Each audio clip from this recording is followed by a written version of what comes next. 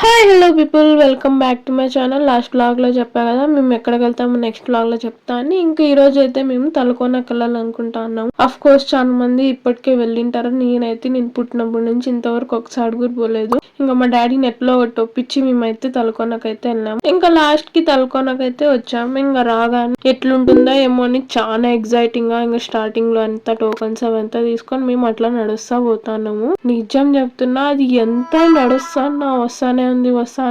ఇంకా మధ్యలో ఎనర్జీ అయిపోయి మేము ఇక్కడైతే జామకాయలు మా చెల్లి వాళ్ళు పుల్ల వస్తువులన్నీ తీసుకున్నారు. ఇంక ఇక్కడికి వచ్చేసరికి ఇంక ఇదే ఏమో అని చెప్పి ఇంక ఇక్కడ కొంతసేపు ఉన్నా ఇంకా ఇది కూడా కాదంట.